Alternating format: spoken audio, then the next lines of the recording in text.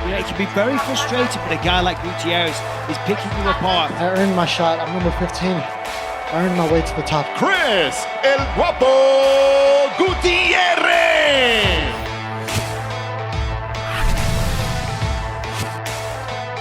Welcome to UFC Unfiltered. Please tell me that's on video. I've never been happier. I'm made for a fucking podcast. We're dangerous. Listen to me, we're at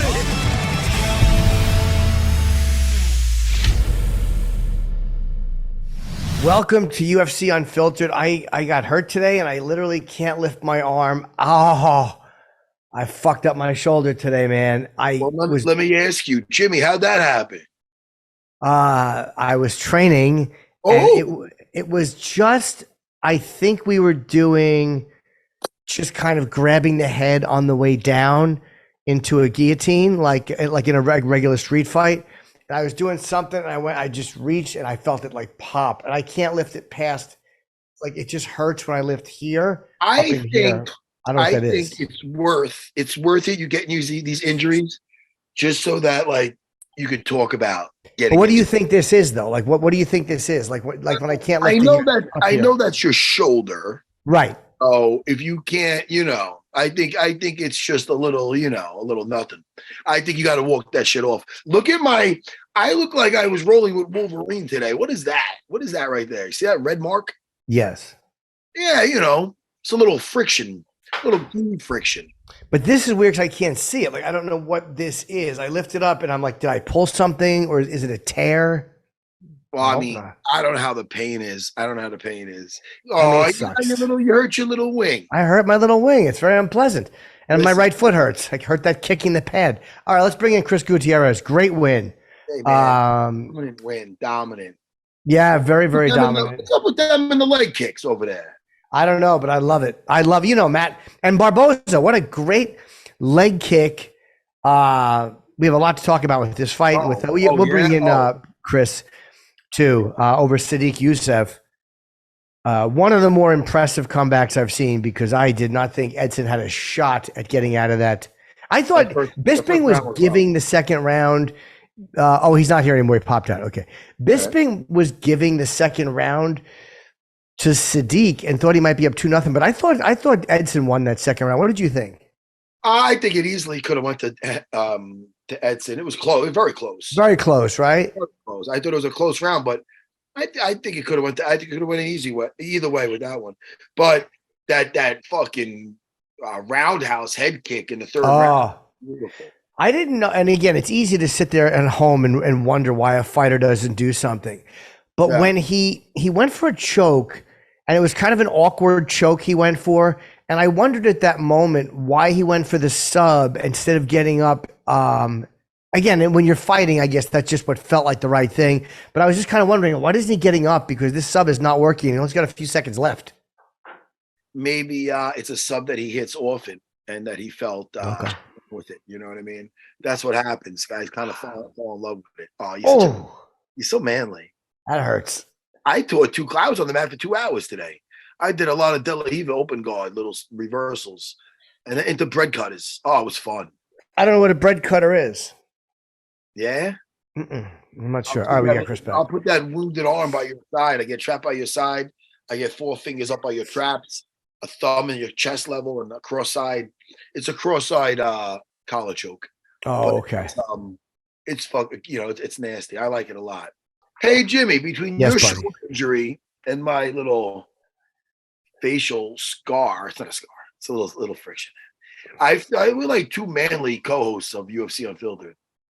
I made a real noise when I got hurt. I mean, I really felt it. Something popped or pulled, and I've had bad luck with it. What'd you do? What kind of did like that? That? Or did you go? No, I did not make bird sounds. I went Oh, that's a manly sound. That's like a fighter sound. Oh, but it's this weird thing when you raise it. I don't know. I just want to know what the fuck it is. But I was really impressed with Edson coming back from that. I thought that was something else. And it was crazy. And that's Matt. That's where a guy who's been fighting for as many years and had as many main events. He's fought Habib. That's where a guy who has done that type of fighting is a veteran of stuff like that and knows exactly what he has to do to survive and bring Sodiq into those later rounds. I think it was his first 5-round fight. He's got a very high fight IQ, Jimmy. Yeah, he does. He certainly does. Hey man, while we're waiting for Chris to get in, there was fights Sunday night. We're going to talk about it. We're talking about here's something. Hey, Chris. Not sure. How you doing? How are you? Congrats, Chris. Congrats, bro. Thank you. I appreciate it. And you got switched last minute. You were supposed to fight the week before, right? Montel Jordan, I think. Yeah. Jackson, Montel Jackson. Montel Jackson. Yeah. And what happened? And why so last minute? I think from what I was told, he suffered some kind of like rib injury, broken rib, fractured rib, something like that. The week, I think like Sunday or Monday. So you had almost no time to get ready. But then again, he didn't have a whole lot of time to train for you. I always want to say Alatengheili or Gelli. I never Alatengheili. It's a very difficult name to say properly. So it's one of those two ways. I've heard guys say it different ways. You had really no time to get ready for him. No, just kind of had a on the fly. Kind of had to adapt on the fly with that one. Does that concern you at all, or do you is there a time where you like that, where neither one of you guys, it like literally is just being thrown into a room with somebody without any preparation, or do you prefer to have the full camp? I mean, it's a fight, right? You just kind of, you train. Yeah, I mean, you would think at this point, it would be nice to get a camp, but the reality is, we're always riding that fine line of like injury, and it's just part of the game. It happens. Hey, you just got to get used to it. Yeah, shit, man. As you listen, the camps are the hardest part. The fighting's the fun part. Those camps, as you get older, you're a young man, but as you get older, those things get brutal. Let me ask you. It's not a coinkydink that Johnny Martinez was using some nice leg kicks and you were using some nice leg kicks and you trained together. What is going on over at your academy over there? Talk to me. What do you mean? What's going on? I don't know. I mean, if I had a couple of my guys on the same card utilizing some Kimuras, I go, hey, man, you guys must love the Kimuras over there. So that's kind of what I'm alluding to, is you guys both being so great at the leg kicks. Is that just... It was just presented itself, or? I mean, no. I mean, I think part of it is just like, I think we have the style that we kind of have is really good for leg kicks and stuff like that. We do train them a lot. Yeah, me and Jonathan in the room. They're fun rounds for sure, and. Yeah, I think is mainly, I think we approach the kicking game a little different, and so we have different views on it, different takes, and we look for different like flinches and different like steps, things like that. I think there's a few guys in UFC history that have 2 leg stoppage wins, and I think Jonathan is one of the guys that has 2 wins by leg due to kicks. Yeah. It's him and Edson are the 2 that have it right now currently. So my next one, I got to get a stoppage with leg kick so I can join that crew. Could you feel how effective that was? Because his leg by the second round, I mean, it looked like a different shade. I mean, it was really red and used some beautiful front kick. Could you feel like he was slowing down or being very concerned with that, or did he seem to not be willing to do too much to stop it? Yeah, I could feel his bone. I could feel like the bone on his leg like bend and give every time I would kick. Ooh. And I don't know, when people act like it doesn't hurt, that gets me kind of pumped up, So like I use that as like fuel, and he was doing that a lot, and I knew they were landing, and I knew little by little they were chipping away until the end. I could literally feel his bone like mashing in a little bit, and I was like, man, any more, and it's gonna give. Man, tough, the only thing better though, the only thing worse, I should say, than him having a good poker face is every time you hit him, he went, ow! Stop it. That would be, he might be in the wrong business. I got to give him credit for keeping because Jimmy might have cried. No, I would have said, ow. I would have said, ow. I don't hide it. You would have known. I got hurt today. And I went, you would have known. After the first leg kick, I was in a fucking deep trouble. For sure.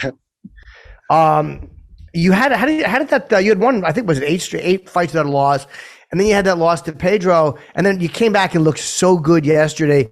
So it obviously didn't affect your confidence at all. How did you feel after that loss? And was there adjustments you decided you wanted to make, or what was your feelings? Yeah, the way I explained it was, I was coming on, it was 7, 8, 9 fights unbeaten, and so like, I think subconsciously, without me even like wanting to, I just thought I was crossing the T's and dotting the I's, but in reality, I was lacking some things because, if it ain't fixed, if it ain't broken, don't fix it. And, I think that's what led to my downfall is I got too complacent, and it showed with Pedro. It showed the little things that I didn't do in the gym. It like screamed at me in the fight. And that was like one of the scariest moments in the fight against Pedro, where these thoughts came over my mind. Like, you didn't do this and you didn't. And there's someone in front of you who's going to expose that. And he was. And so I felt very helpless in the fight in a way. And it was a lot of mental warfare against myself. Mainly in the fight. I just had to go back and fix things a lot personally and in the training room, and and it did. I felt like I grew a lot in this fight, and I'm happy with how it worked out. I'm always a perfectionist. I'm always going to want more, but for what it was, I'm happy. Can I ask? You said you were standing in front of him and you didn't do this. What was happening when? You said that to yourself? Was he doing something in particular that you didn't feel prepared for? What moment was it that you actually said that to yourself? What was happening? It was like certain exchanges, certain things in exchanges. Like when he would come into a certain like space that's my space, my timing. I don't know. I just kind of made him bigger than life, and I kind of. To be honest, man, I was a kid watching this guy fight, and now I'm having the opportunity to share the cage with him, and that's a real thing. I really think I gave him a little bit more respect, and with a lot of other things, and it didn't help that he zinked me like the first 30 seconds of the fight, and I just. Amongst other things. But I think it was just the way he approached it. He approached it like a veteran. He approached it like, I am the number 10. I'm here to stay.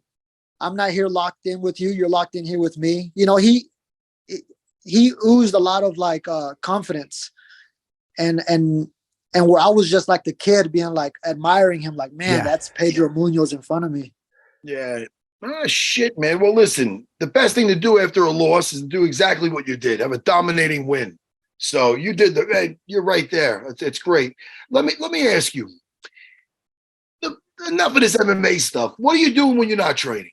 You're not training, and I don't want active rest talk about you hiking a mountain. I want, what is some hobbies, some books you're reading, a series you're watching on Netflix, anything.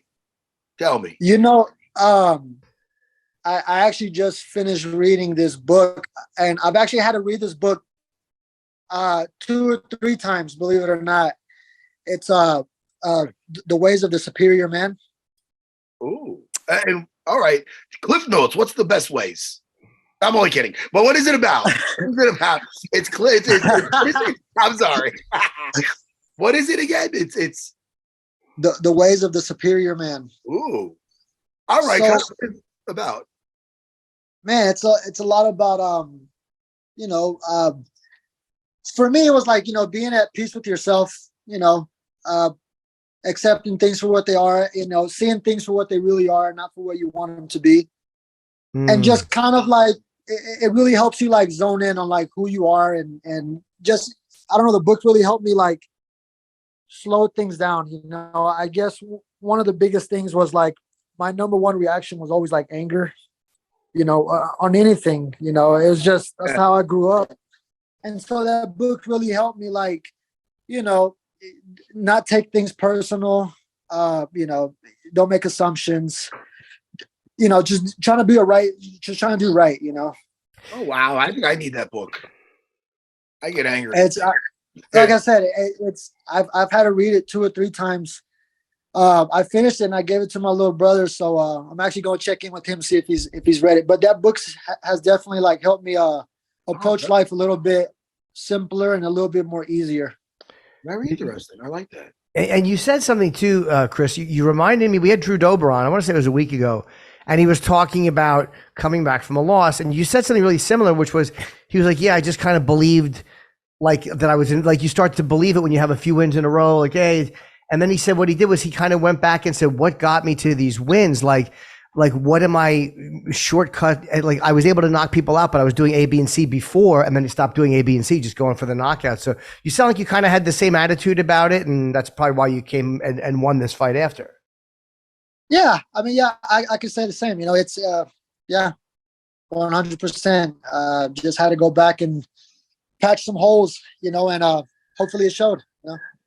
Yeah, it definitely did. What did you think of the rest of the card too? When you see a guy like Edson, you were talking about a veteran, and Matt and I spoke about this before, and how Pedro is a veteran, and those guys just know how to weather a storm and what they have to do against every different style of fighter. And to see Edson in that first round kind of take Sodiq into the 5th, and what did you think of that fight? And did you think he had a shot after the first round? Because I love Edson, and I thought he was done in the first.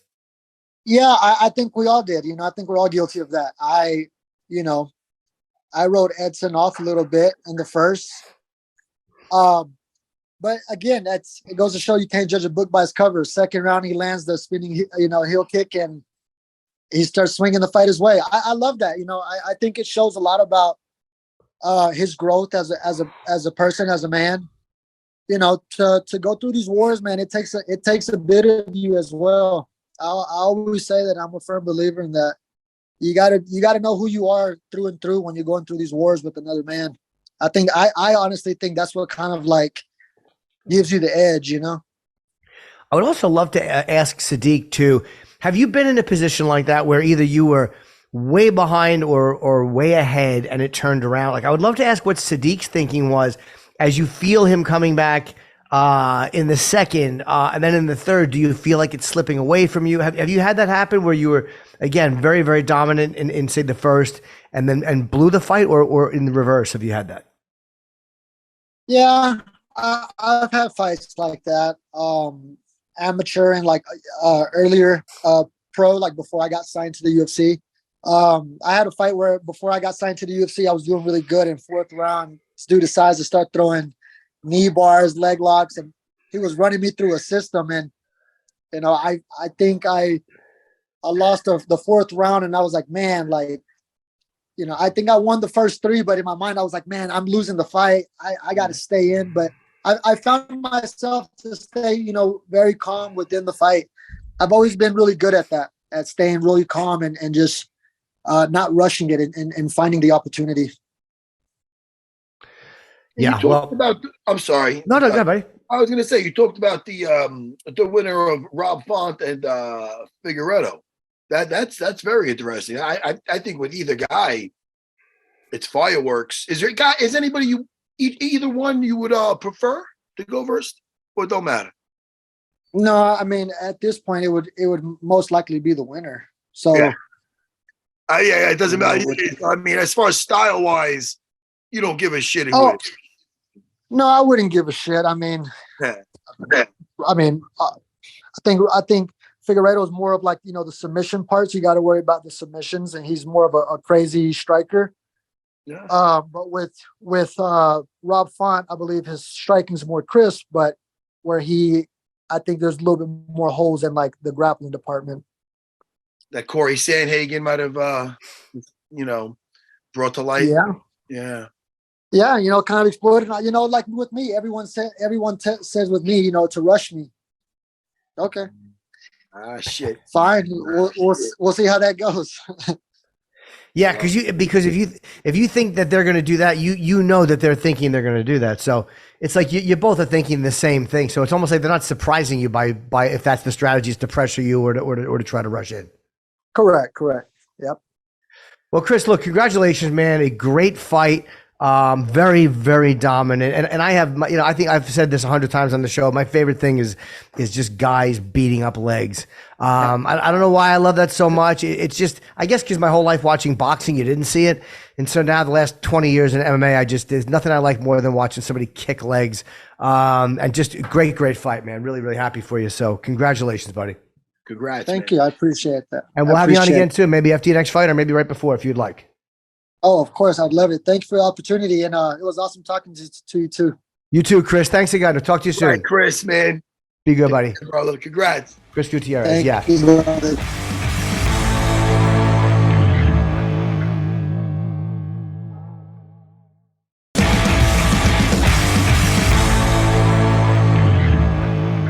Yeah, that was unbelievable. The whole card, I forgot about Edson, and I forgot that he was the other guy that had those, maybe it was only two guys. I thought it was more, that had two leg stoppages. I'm going to say it's more. I mean, we're not counting Marco, who is chopping down the polar bear with the fucking leg kicks. Somebody look up those. Paul Varlins, may he rest in peace. Did he have more than one stoppage that way? More than one win? I'm saying there's more. What about Pedro Rizzo? H to the Izzo. I know Pedro Rizzo. And I used to fight on the same card as that guy. Let's edit that out. No. Why would we? It's wonderful. Yeah, Longo used to say that because it was like a rap song and he goes, H to the Izzo. I know Pedro Rizzo. But anyway. What would he say? Rizzo. I'm not saying it again. Stop it. But Pedro Rizzo, he fought Randy Couture at UFC 31, losing the title, even though it's a questionable fight. Right. I think he would have won that one. But I believe he stopped Tank Abbott with leg kicks. Maybe I'm wrong, but I remember him chopping down those legs. So whoever's doing that poll of, I think they fucked it up. But maybe what is your favorite? No, it might have been more fighters. I just don't remember. What is your favorite thing to see when you're watching guys fight? I mean, I'm gonna guess it's a sub. But is there a submission you prefer over anything else? Like if you could watch one type of a victory, you'd watch it. No, listen. I love a beautiful knockout. I love a beautiful submission. I don't like an arm lock that was an arm lock, but also that pops the guy's forearm or something. I don't like something that's kind of sloppy. I just like clean technique. Now, look, we got to talk about the card. And I also got to talk about, I got three guys that fought over the weekend on the amateur card, and we went 3-0 over the weekend. Oh, nice. Very good. Really quick. And you can look on my Instagram, look on my story. Look on it right now. If you want to see a 7-second fight, young Marcus Reed. Now, he is now 5-0. He has 4 rear naked chokes. And last night is the first night. Now, he didn't tell his parents that he was fighting until he already got the belt, like in 3 fights in. So last night he defended the belt in front of all his family, friends in our academy, at the Westbury Space Theater in Long Island. 7-second head kick. He does a hook. Watch my last thing on my Instagram. Hold on, I'm looking for your. Let me see it, man. Look on my story, guys. I have to unblock you. Hold on. Hold on. I'm in your stories now. I see you. I see some pads kicking. Yeah, I see Jim. 4th one in. I see Matt again, the young lad. I see LFG, which I imagine is something go. And then I see pictures. 1. I don't see fights. Wait. There's 1.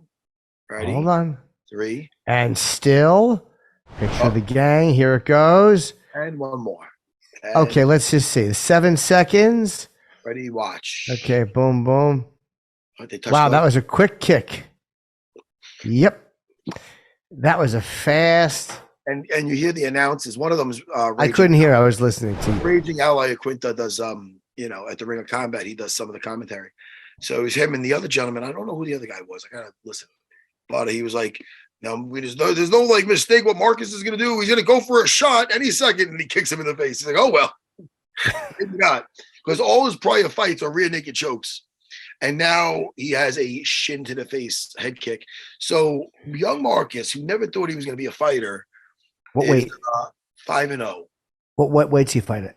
I believe 145. Let me ask you too. Do you think having 4 subs, did he plan for like, okay, it's almost like when you keep hitting a guy in the body and then he goes to block the body, you hit the head. Do you think that he kind of is like, I'm going to catch somebody off guard with this because they're going to be expecting me to shoot? Funny. It's funny. And so much credit has to be, given to his striking coach, which is Carol Colombo. It's my wife's striking coach. She was taught under the great Ray Longo, and she's a really, really great coach. You know what I mean?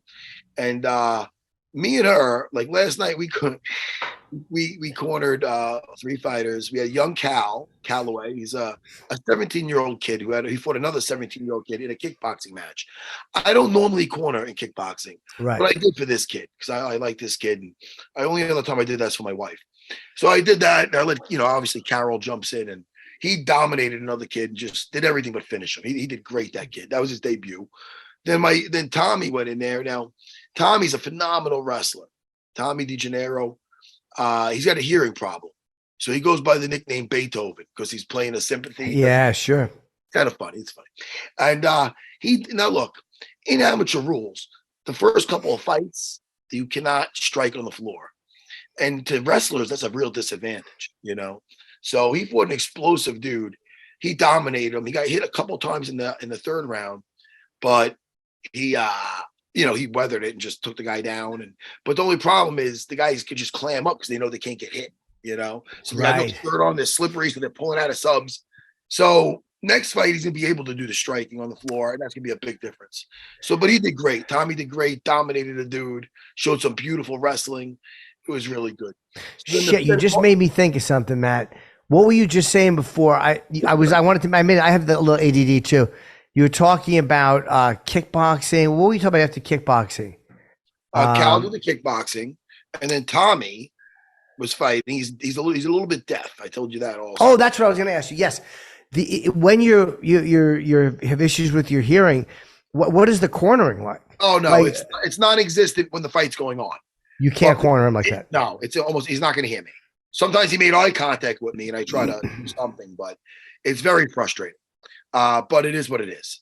So in between rounds, I make eye contact with him. I tell him what I want, and I have to make the most out of that minute. You know what I mean? Right. So, can he read lips? Like if you're talking to him in there? Yeah, he'll look at you and he'll listen, Okay. You can hear some, but it's more about trying to look at read your lips a little bit, And you can't have him looking at you too much because he's got to concentrate on who's in front of him. Like in the cage, it's hard for him to look over. Yeah. No, that's not happening. So it's on his own. So that's not normal. So I'm usually I'm a vocal guy sometimes, obviously. So I have to kind of it's very frustrating. I'm just sitting there it's hard to, but the kid did phenomenal. His wrestling is a beautiful thing to watch. And he's working full time now at my school, the kid. So it's nice. It's a nice, he does everything from the kids' classes. He teaches them afternoon classes. So I'm trying to do for him kind of like what Henzo did for me, So right. Listen, so then Marcus was the last one up, and defending the title for some kid from Georgia, and a head kick later. And what's cute about it is his first time his parents came to watch him because they didn't know he was even fighting, and then they see that, it was nice. And he's such a nice kid. So me and Carol Colombo, we're 12-0. Wow. Do my wife's kickboxing and all these kids fighting. We only got a handful, but right now we're 12-0 cornering. So that's pretty funny. It's a nice. Yeah, that's pretty impressive. And she's having a ball, Colombo. So we have a good time, man. So wait, you did these fights last night in AC? No, last night in Long Island. It was at Long Island. Okay. Westbury Space Theater in Westbury, Long Island. So what time did you get back? Not late, like around a little bit after 9. Fight started at 5. So it was an amateur event, Ring of Combat from Lou Neglia and Ray Longo. And Lou Neglia is a guy that I came up fighting under. So that's and my wife fights under him. So it's wild, And Matt, we should also congrats to we should also congratulate Vivian Araujo over Jennifer Maia in the co-main, a decision win, number 11 over number 9. And of course, Martinez over Adrian, is it Yanez? He's saying it different now. He wants to kind of say it more like the proper pronunciation. And Michel Pereira over Andre Petrosky. I mean, what an amazing first round. Michel is so much fun to watch. He doesn't move as much as he used to, but he's still bouncing. He's still always moving. That right hand was straight from the chin and a beautiful thing to say. You know what I mean? Yes. And also another quick finish. Terrence McKinney over Brendan Marlott. That was, I think, it was really weird. He ran in. Do you see that fight where he runs in and he like threw a punch and they almost got him in a tie clinch and drilled the knee. And I didn't realize it hit his face until I saw the replay. But it looked like he grabbed him in a tie clinch. And I just don't think I've seen anybody grabbed quite that way. Oh, all right. Gerald is here. Gerald McCoy. Yeah, I was worried that he wasn't going to make it. Let's bring him in. Yeah. And Gerald McCoy, he likes, like me, he likes comic books and comic book movies. He does, right? Yes, he does. Yeah. I know he's a big MMA fighter, ex-football player. And with him, we could talk about, I know he's a big MMA fan. We should talk to him. Let's talk about the co-main, the main. Yes. And we also, Matt, coming up, I mean, some real changes to the card. Usman's fighting Chimaev at middleweight. And I want to say is that the co-main? And of course, Volkanovski against Makhachev on a 1 week or 2 week fucking notice. It's crazy. 12 days, bro. What's that? 12 days notice. 12 days. Magomed Ankalaev against Johnny Walker. That's the featured bout. Is a great, great fight. This is an incredible card.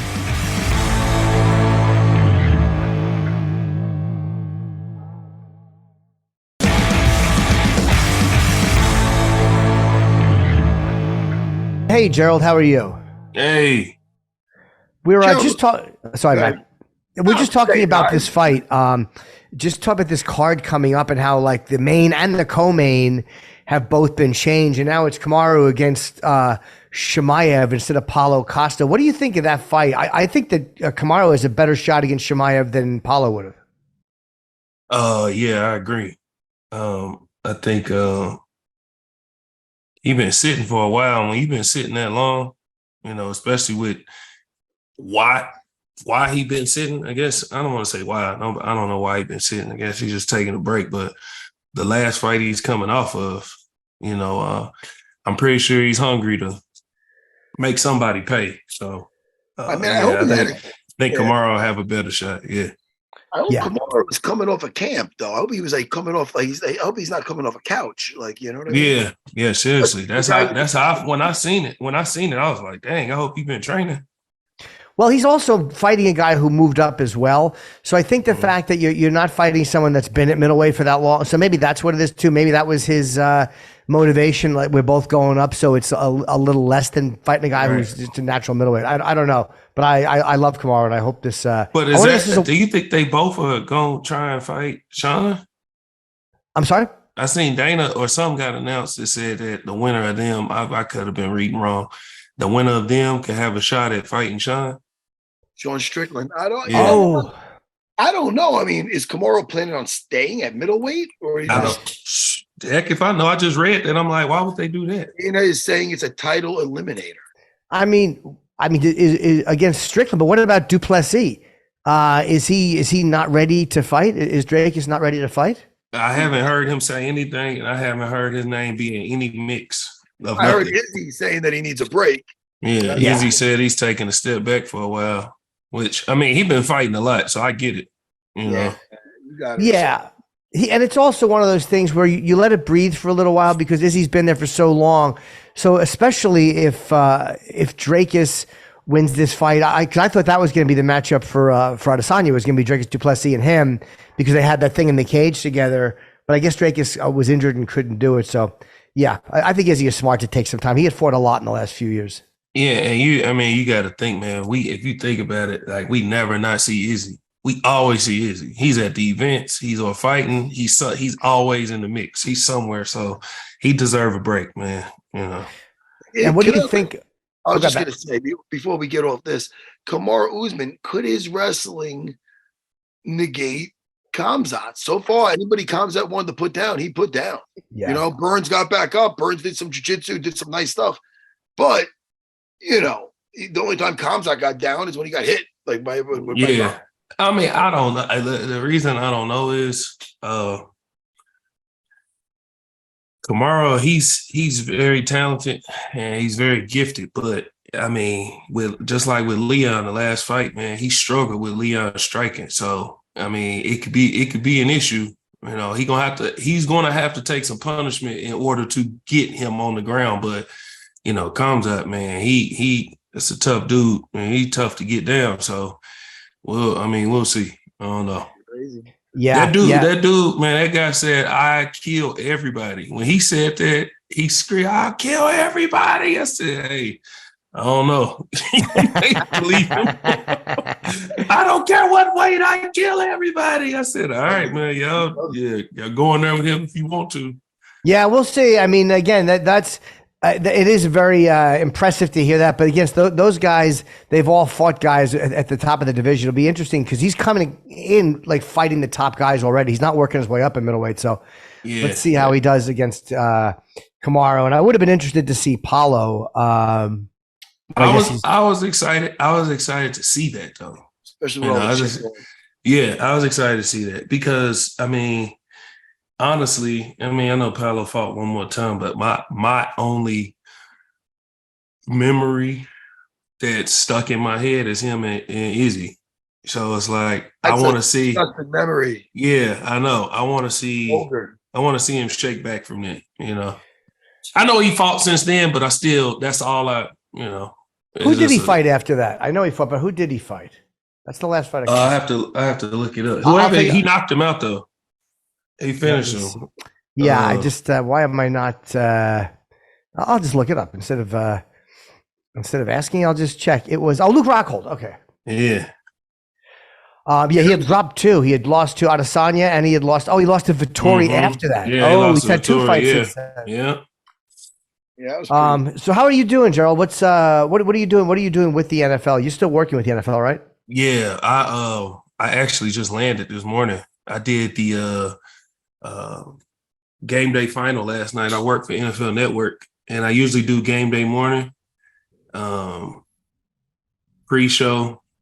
But you know, with my contract, they can put you on any one they want. You know, and 2 weekends ago, I did the London show where the game was on 9:30, so we did the pre-show. So we was on at 4 a.m. We was on at 4 a.m. It's on the West Coast. It's in LA, so. We was on at 4, got off at 10. This past week, my kids had fall break, so we went early. We was at Disneyland, then Universal. Then I did the show. I landed at 5:30 this morning back here in Dallas. So, how old are your kids? My oldest is about to be 22. He's in college. We went to visit him on Tuesday because they had all week. And then after him is my 17-year-old. I got a set of twins that are 9, and my 4-year-old's about to be 5 in 2 weeks. So okay, so everyone's old enough to really understand what Disney is. It's not like you don't have any like 1-year-old. No. My 5-year-old was the reason we went. He screaming, "Please, can we go back? Can we go? Can we go to Disney?" I'm like, "Yeah, we going." Yeah, I'm going. I'm going with my family around Thanksgiving. Let me ask you, Gerald, because I know me and you both are comic book fans. Did you see? I didn't see it.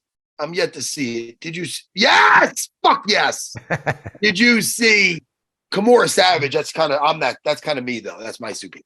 I'm still. It's everywhere around me. It's everywhere around me. I love it. I do. I live it. Oh, I just went to Comic-Con, by the way. It was fucking phenomenal. In New York. Wow. In New York. How was it? It was phenomenal. It was phenomenal. Yeah. I have a friend in San Diego. He lives right by the gym I train at, named Alex Sinclair. He does a lot of art for different comics.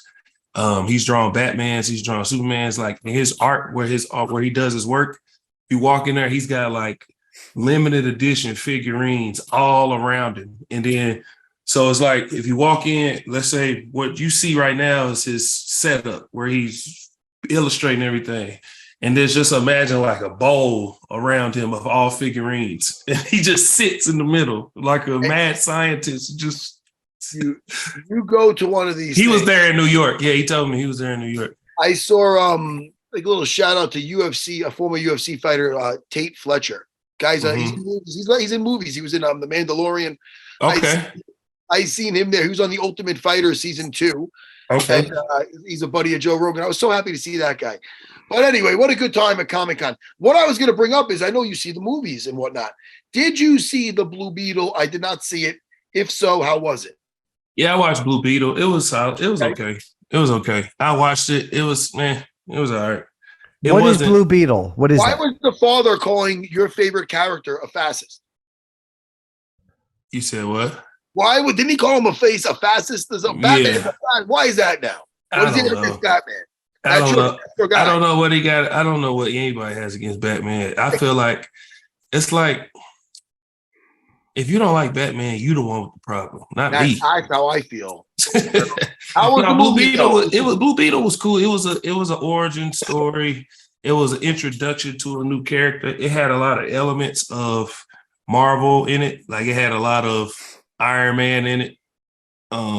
Elements. It had a lot of Ant-Man elements in it. Like it gave me a lot of, like I had to feel like I knew James Gunn did it because it felt like I was watching a Marvel movie. It didn't feel like I was watching a DC movie. Now, there was darkness in it, like death. You don't see a lot of death in Marvel. Sometimes you do, but it's like a feel-good death. It's like, oh, it's sad, but it's like a great story. This one was like, dang, like, why would y'all kill him? You know, but it was for the reboot of the DC EU, it wasn't like watching Iron Man in 08.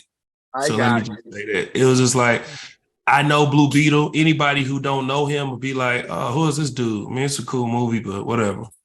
Is DC darker? Are they like it's supposed to be. That's what it's supposed to be. And that's what separates them. Superheroes are superheroes. They're feel-good characters to help motivate and inspire. But DC is it has more of an adult element to it, whereas Marvel is more family-oriented. DC is supposed to be like, as an adult, you like, all right, I can get in. Kids is like, it makes you have to call your friends like, can I take my kids? Yeah, that's what DC is supposed to be. But Blue Beetle was like Marvel. It's like, yeah, it's a family movie. It was about family. Like it's about family. What did you think of The Flash? Now, I have my thoughts on it. There was a lot of hype around it. What did you think of The Flash? The first watch, I loved it. Yes. After I watched it 2 more times, I was like, I don't know. What happened? I dissected it instead of going in for enjoyment. Yeah. The first time I watched it, I went to enjoy it. After I watch any superhero movie, after the first time, I dissect it, break it down. And it was a lot of, come on, man. Oh, you always go back and rewatch? Always. It was a lot of like, all right. And then the more I watched, I understood why people didn't like it. But for me, what kept me on is Michael Keaton. He was great. As long as Michael Keaton solidified himself as the best Batman ever in that movie. Yes, he did. There was a lot of fun stuff in that movie. Yeah. CGI when I first watched it, I was like, hey, look, Nicolas Cage. Oh, yeah, Christopher Reeves, Adam West. And you start seeing, all these different people. But then you go back and watch it, it's like, Jesus, man, these look like Clayman. Like you could have did that back in the 90s. It's 2022. I heard that about the special effects. I looked at it like, it sounds nerdy. Like I would blame that like on the Speed Force. That's how they look at it through. Jimmy cut it out. When he was running so fast, when he looks back in time, I'm looking at like he maybe looking it through that lens. That's how it looks. Yeah. No, it's crazy because some of the explanations I looked up said that they said that's like how he's viewing it. It's like he's looking into a dimension basically through a bunch of glass. Yeah. So it's not going to be a clear picture. So in the Speed Force, if he's seeing it, it's not like he's seeing somebody like clear. He's seeing like a kind of like a visual of what they look like. So I'm like, they could have made that more clear, but whatever. You thought it was just. Yeah. Did you believe it, or did you think that was just the explanation they gave to make up for not looking right? It's a good explanation. It's a good explanation, but and then they didn't have no reverse flash. It's like, it was kind of strange with that. I made us wait all this time to not give us reverse flash, not even a hint at reverse flash. What is reverse flash? Extra credit scene. It's like it's his arch nemesis. He does everything the Flash does, but he's evil doing it. Yeah. Oh, okay. The Flash is all red with yellow accents. He's all yellow with red accents. It's literally reverse. Yeah. But he runs. That's his thing, is the speed. Yeah. He hates the Flash because he was a huge fan. And he got so obsessed with wanting to be better than him, and he couldn't. So eventually he started hating him. And then, that's literally the definition. They need to put hater in the dictionary and put reverse flash right there. He's so angry that he can't be better than him, that he hates it. That is a true hater right there. Yeah. Hysterical. I feel the ending bothered me. It could have ended, because just not the spoilers a little bit, but they have a certain Batman at the end of it, and it's not the same Batman from his universe. Oh, you could say it. The Flash been out for dang near 6 months. All right, you could say it. So I know George Clooney shows up. So it's like, that's a funny tongue-in-cheek moment, and it gives you the audience a second of, it's funny, it's George Clooney, the worst Batman in the series, and in this universe he's Batman. But it's like, they should have left it. I heard they did this. They should have left it when you don't see who it's going to be.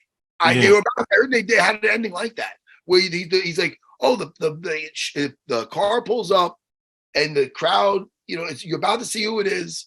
And you can even have him say something like, who is that? But they did it where they didn't show who it was. And then the one they chose, they ended up putting George Clooney in there. And I thought it kind of cheapened everything.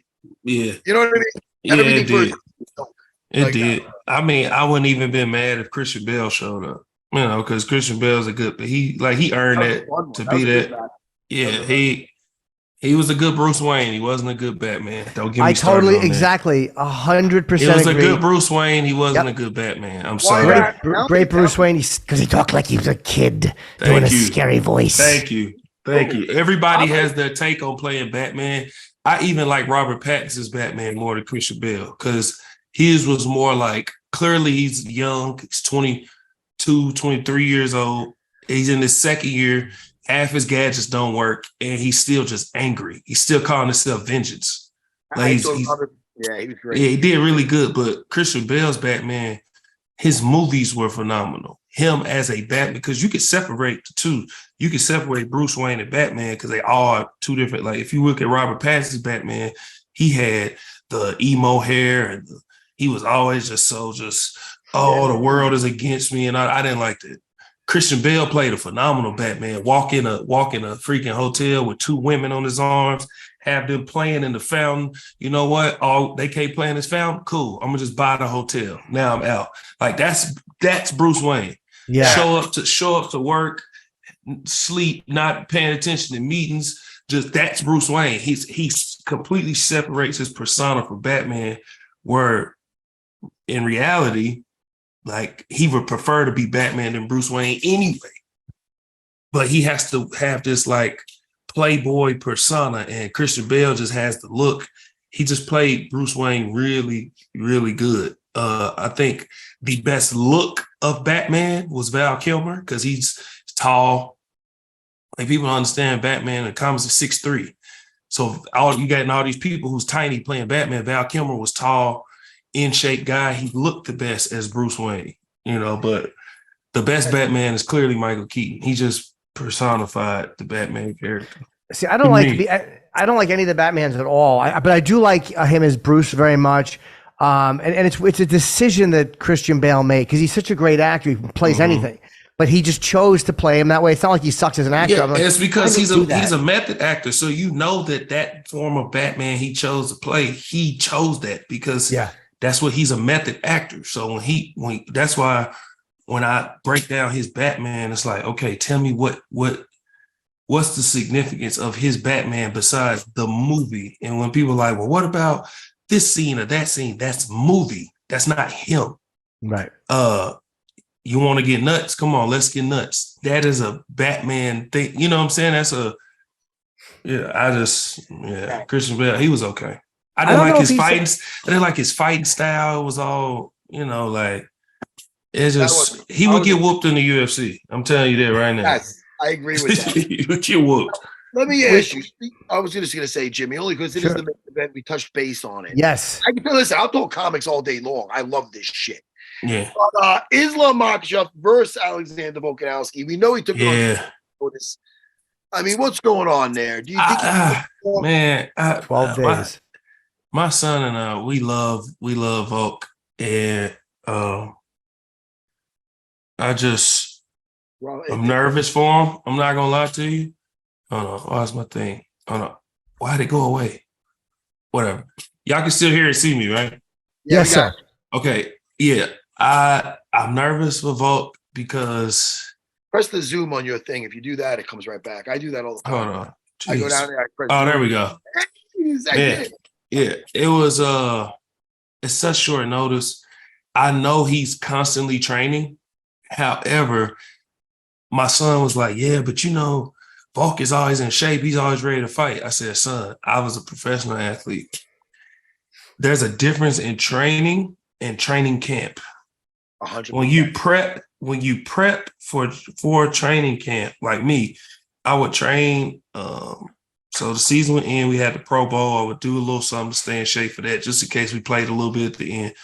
I took the month off. I would train in March to get ready for April, which was team workouts. Okay, team workouts. You work out. You get ready for OTAs. Now you have OTAs. You're in OTA shape, and then you have mini camp, which is basically 3 days of OTA, 3 extra days of OTAs. And they're really nothing. It's like a simulation training camp. Like OTAs, you're only there for 4 hours.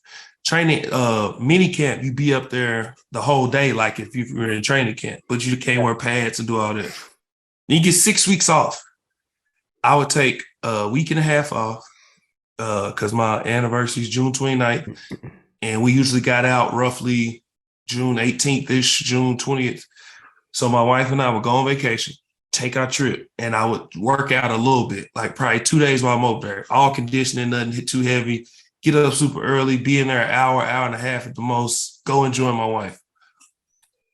Those last 4 weeks, for 3 straight weeks, is full on damage to my body mode because now I'm prepping for a season.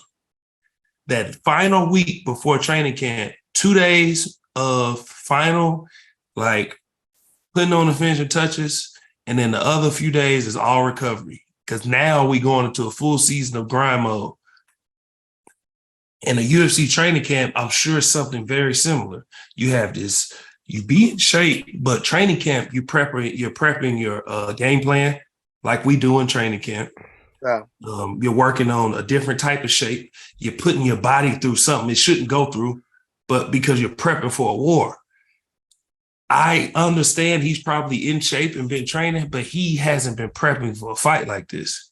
So it kind of makes me nervous because me personally, I feel like Volk with a real training camp would have won this fight. That's me.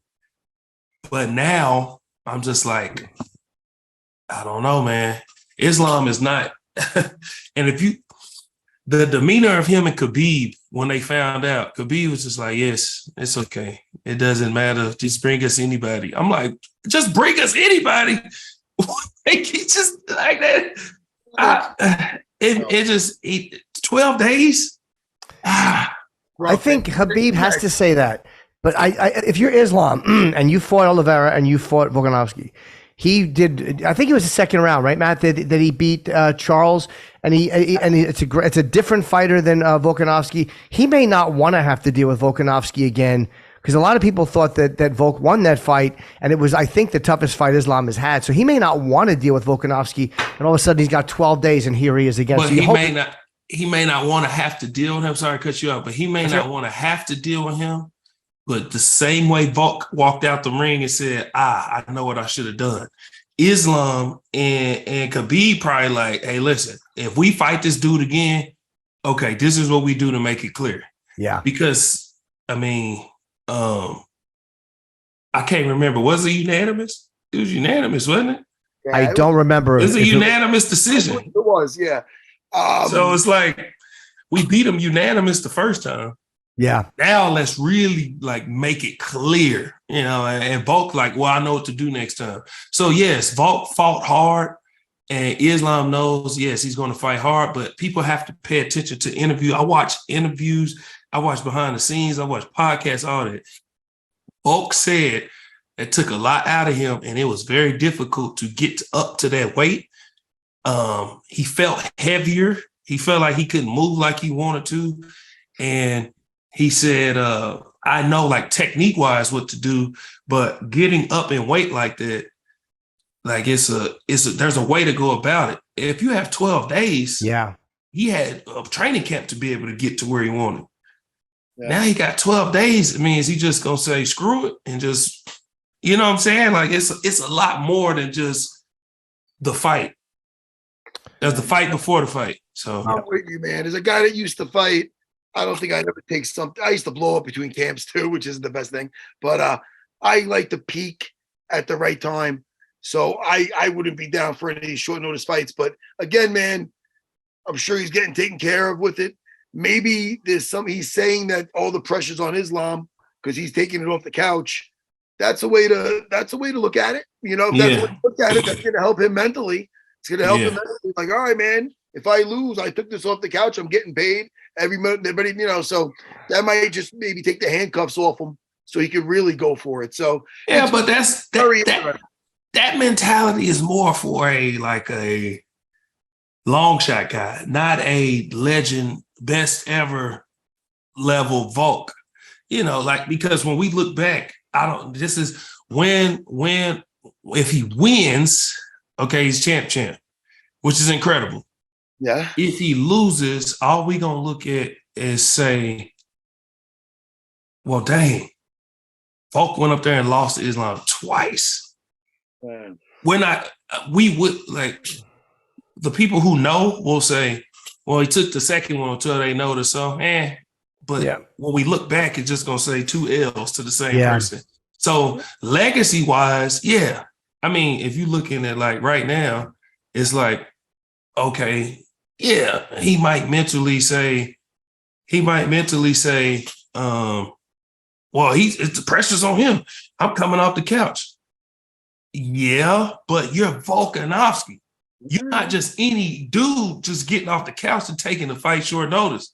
This is the fight everybody's been wanting to see, the rematch. And we're getting it with you getting 12 days prep. I'm thinking more because it'd be selfish for us to say, well, that's kind of a robbery with the type of fight we're going to get from the fan standpoint. But that's a selfish fan's mindset. I'm thinking from the fighter. I'm thinking from a professional athlete who I've seen people get called from the couch. I've seen people have to come in on a Wednesday and play in a game on a Sunday. I've seen it, and it's not easy. You see people do it, but you also see what it does to their body. 2 weeks later, something tore. This is hurt. That's like this. It's a lot that goes into it. So mentally, yes, he could say, yes, the pressure's on Volk. I mean, the pressure's on Islam. But legacy-wise, his body, the prep that goes into it, it's tough. And for a person who's a big fan of Volk, I wanted to see a true rematch, not like this. So it makes me nervous for him because Islam, like he was ready to go. You know, he 12 days out. It's like, I don't know. I've never fought, but I'm sure, you know, Matt can tell you, like when you 12 days out, you pretty much there. You got some finishing touches. And if you go into Abu Dhabi, you flying in, especially if you're coming from here, you flying in, you know, if you at 12 days, you flying in probably next 3 days or something like that. I'm hoping that he was on shape on the couch. You know what I mean? Yeah, I hope so too. That's gonna make a major factor because let's face it, 12 days, that's not a camp. That's not even a camp. No. Taking it without a camp. So how was he in shape? Was he training a lot? Was he getting ready? Was he prepping for a camp? That's the biggest question But hey, we don't gotta wait long to see what's up, man. Nah, It's man. Saturday night. Man. Saturday night. It's like it happened out of nowhere. It's like freaking Vulcan Islam. I know. And got my Kamaru money. Shamaev, a Yes. great main, great co-main. Two guys that we like just kind of put in, both going up in weight. When you look at Kamaru going up and you look at Volk going up again. Gerald, that's what we're wrapping up the show. That's it. You're a great guest, man. Please come back anytime. Thank I you. love a guy who loves MMA as much as you do. Thank you. I Where can appreciate people it. catch you? Where can people watch you? And do you have a podcast or what are you promoting? I'm working on getting my own podcast now. I actually have an interview tomorrow to get my own podcast, which I'm praying goes great. You can catch me, Geraldini93, on all social media platforms. My TikTok is actually Dark Knight 405, but I'm changing it. I'm currently trying to change it to just my name, Gerald McCoy. But right now it's the Dark Knight 405 on TikTok. And Twitter, Instagram is Geraldini93. And I'm on NFL Network, NFL Game Day Morning, every Sunday, 8 o'clock Central, 9 o'clock Eastern, 6 o'clock Pacific. So check me out. I'm on sometimes Game Day Morning, sometimes Game Day Final, doing different things. So look out for me, man. I'm on the media side of things now, and I'm so excited about it. And actually, Matt, you'll love this. Saif Saud is actually my MMA coach. I train with him in Dallas. So I've actually been training MMA since Love Safe. March. Love Coach Safe. Yeah, probably April. Mayish. And yeah. Awesome. And Damon Jackson as well. Damon Jackson as well. Yeah. You're in good hands. You know, we love Coach Safe. So Yes. make sure you Thank get you. some box in there too. Absolutely. I got you. I got you. All We'll right, talk to you Gerald. again, man. Good luck with the podcast. right. You should be doing one. You're really a great conversationalist, and we'll talk to you again soon, man. It's really always All good. right. Thanks, guys. I appreciate Thanks, it. Gerald. Man. Thank you, Gerald. Take care. Yeah. All right. Thanks. And Matt, I will be seeing you on Wednesday.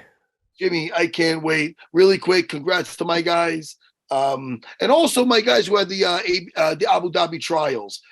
Even guys like Jason Rao did phenomenal. Anthony Palacino. I mean, these guys were just taking limbs out there, doing so great. There's so many. Frank Spano, Zach Falla. I'm just proud of all my guys. Marcus retained the belt. Young Tommy, young Cal, Colombo. Good job. I'm just so happy, Jimmy. Yes, sir. Awesome. Okay, that's all. Goodbye, Jimmy. See you tomorrow, Wednesday, and thank you, Gerald, and thank you, Chris Gutierrez. Bye, buddy. Bye, everyone.